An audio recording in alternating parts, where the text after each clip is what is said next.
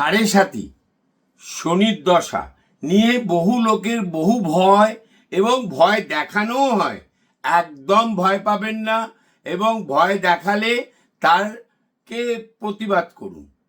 শনি সব থেকে শুভ গ্রহ। পৃথিবীতে যত লোক বড় হয়েছে, যত লোক প্রতিষ্ঠা পেয়েছে, শনির দশাতেই পেয়েছে, বা শনির অন্তর্দশা বা শনি তার অন্তর্দশায় পেয়েছে। শনি জড়িত ছাড়া পৃথিবীতে কেউ প্রতিষ্ঠা বৃহৎভাবে পায়নি, এটা 100%। সাড়ে সাতিতে লোক এস্টাবলিশমেন্ট করে, লোকের প্রতিষ্ঠা তৈরি হয় সাড়ে সাতিতেই। এবং সাড়ে সাতিতে যদি রবি মঙ্গলের প্রভাব থাকে, শনি সেখান দিয়ে পাস করে কিছুদিন নক্ষত্রিক যোগ অনুসারে, নক্ষত্র অনুসারে, ডিগ্রি অনুসারে কিছুদিন খারাপ যায়। পুরো খারাপ যায় না, সাড়ে সাতি কারোরই যায় না। সাড়ে সাতিতে বেটারমেন্টই হয়, কোনো অবনতি হয় না, কিছুদিনের জন্য হলেও হতে পারে। সব থেকে বড় যেটা হয়, শনি রবি সংযোগ ঘটলে পিতা বা মাতার বা প্রিয়জনের প্রাণহানি হয়।